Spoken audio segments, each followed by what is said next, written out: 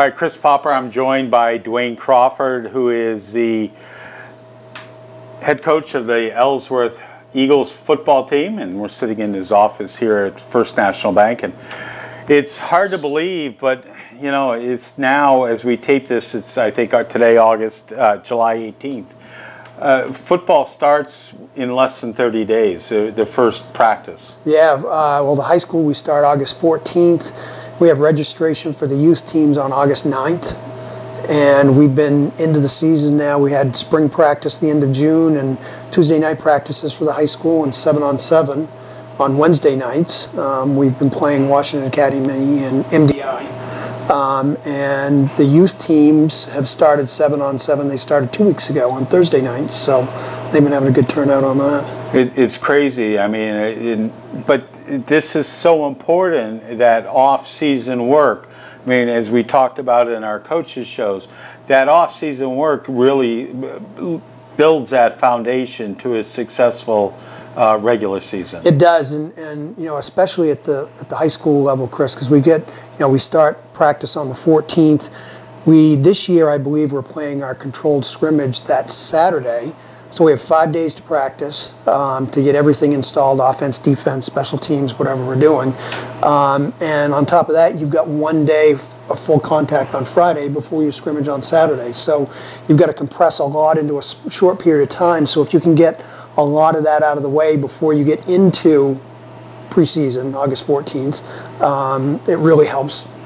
And then you have the first exhibition game August 25th against MDI, which we'll have on the radio, and that is at Ellsworth this year. Yes, it is this year, yeah. I mean, it just goes boom, boom, boom.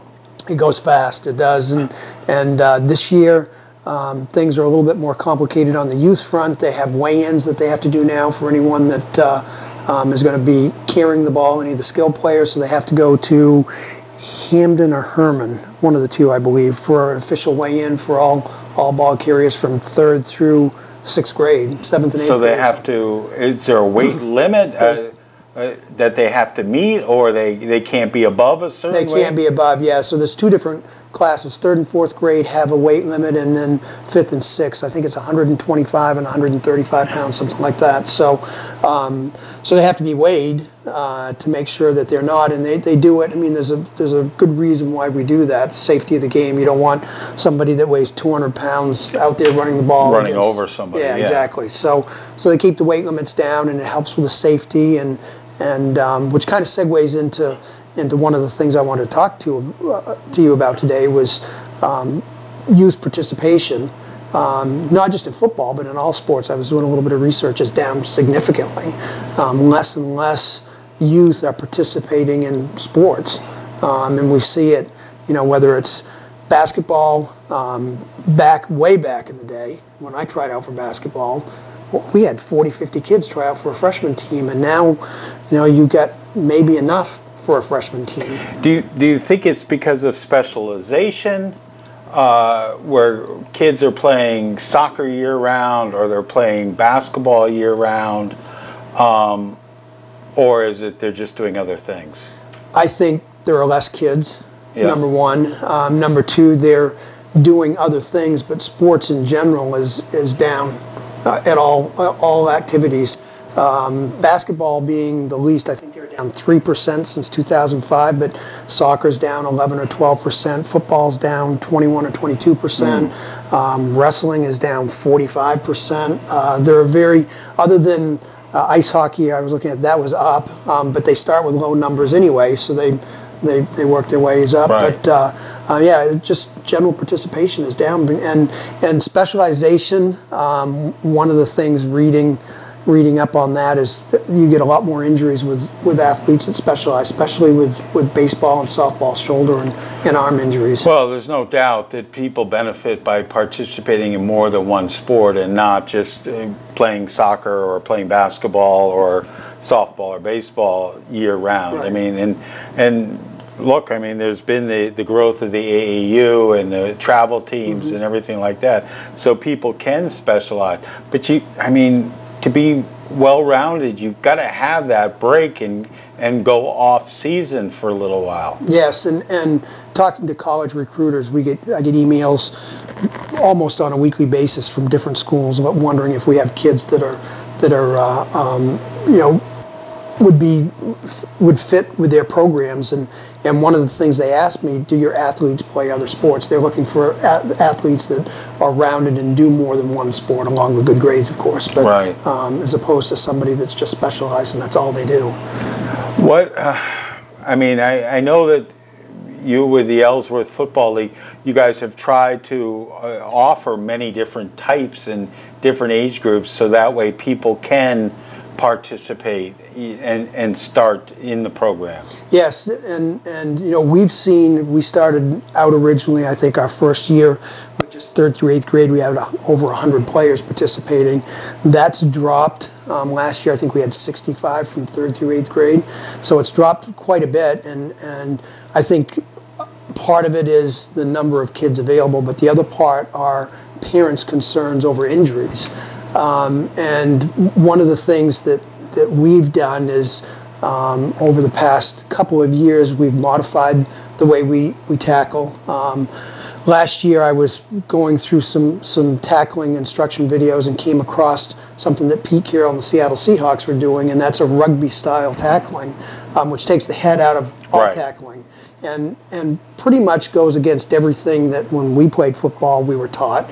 You're always putting your head on the side of the ball, and with this new style of tackling, which has worked out well for us, your head is completely taken out, you track the ball and you're on the opposite side of where the ball is going.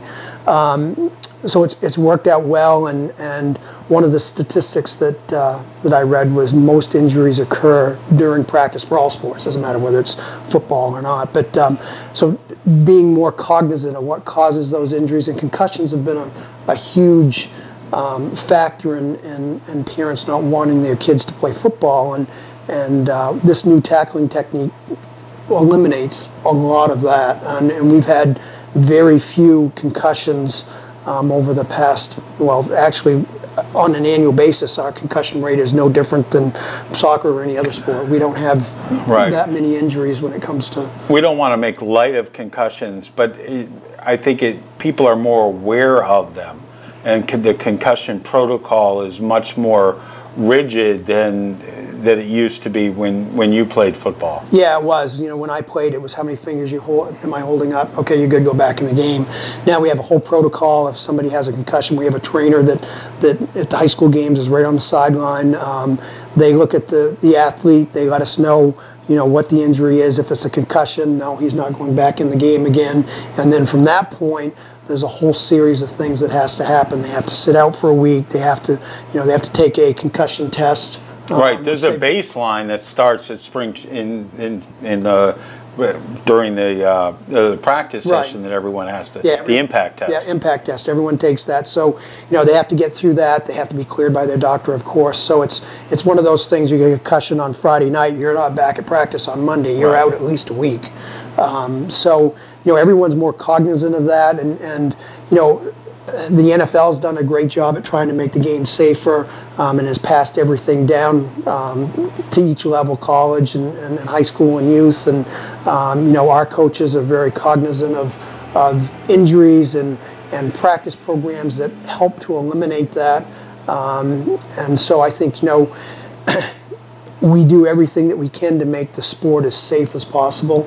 And I always say life's a contact sport, and actually going out and riding your bike is more dangerous than any sport you can participate in. There are more injuries and biking accidents every year than in all the other sports. So you're going to tell your kids, well, you can't ride your bike. Right. So it's one of those things that you get out of bed in the morning, you could twist your ankle. Right. Yeah, exactly. So football is one of those things. It is a contact sport.